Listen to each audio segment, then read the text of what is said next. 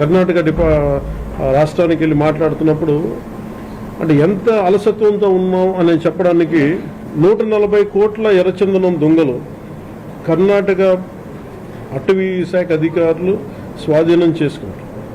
దాన్ని వాళ్ళు అమ్మేశారు.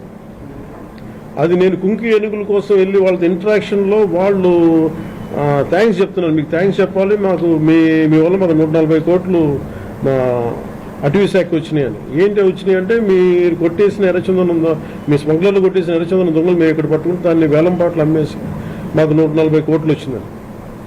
అంటే దీనికి అప్పుడున్న మంత్రులు కానీ ఒక్కరు కూడా బాధ్యత తీసుకోలేదు ఈరోజు. దాన్ని పొలిటికలైజ్ చేయడానికి కూడా పెద్ద ఎక్కువ మాట్లాడే దాని గురించి, ఎందుకంటే జరిగిపోయిన దాని గురించి మనం ఏం చేయలేం, కానీ ఏం కరెక్షన్స్ చేయాలి భవిష్యత్తులో అనే దాని మీద ఉంది.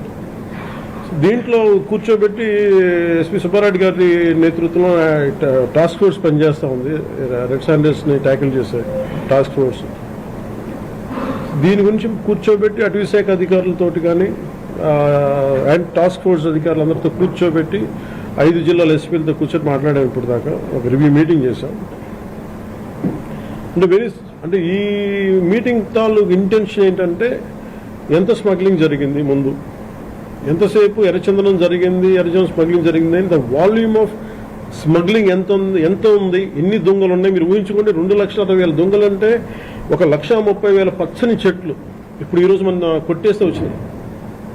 దీనికి కొన్ని లక్షల చెట్లు కొట్టేస్తున్నారు, కానీ ఇంకో 2 లక్షలు అదనంగా కొట్టింటారు, కానీ తక్కువ క్లోజ్ టు దగ్గర ఒక 1.5 to 2 lakh చెట్లు కొట్టేస్తుంటారు. ఇది మనకి అందరినీ లెక్క.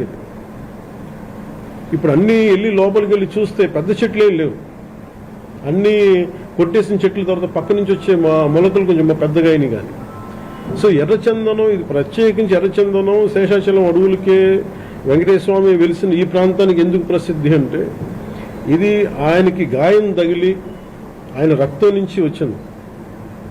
అందుకే దానికి ఆయన రక్తం కింద పడింది కాబట్టి ఆ రక్తాన్ని వృధా పోనివ్వటం ఎందుకని చెప్పి దానిని ఆయన ఎర్రచందనంగా చేశారనేది ఇది మన శాస్త్రాలు చెప్తా ఉంటాం. సో ఎర్రచందనం అనేది అంత ప్రాసెస్ ఉందని, ఇట్స్ దాన్ని జస్ట్ ఏదో మనం కూర్చో చెట్టు అని కాదు, ఇట్స్ ఒక డివైన్ యాంగిల్ ఉంటుంది. సో ఇవన్నీ దృష్టిలో పెట్టుకుని మనం కాపాడుకోవాల్సిన అవసరం, ఎందుకంటే ఒక్కొక్క చెట్టు ఇట్ క్రియేట్స్ ఒక బయోడైవర్సిటీ, ఒక ఎకో సిస్టమ్ క్రియేట్ చేస్తుంది. అడ్డగోలుగా డబ్బుల కోసం అడ్డగోలు ఖర్చు పెట్టేస్తే, ఇష్టారాజ్యంగా చేస్తే అసలు ఎవరు ఏమీ చేయలేరు అనుకున్నప్పుడు రాగానే గౌరవ ముఖ్యమంత్రి చంద్రబాబు నాయుడు గారు రాగానే మేము ప్రత్యేకించి మేము పట్టుకుని లా అండ్ ఆర్డర్ ఒకటి, రెడ్ శాండర్స్ ఒకటి మేము ఫర్మ్ హోల్డ్ తీసుకోవాలి, ఫర్మ్ స్టాండ్ తీసుకోవాలని నిర్ణయించుకున్నాం. తీసుకున్న తర్వాత మన టాస్క్ ఫోర్స్ని ఏర్పాటు చేయడం జరిగింది.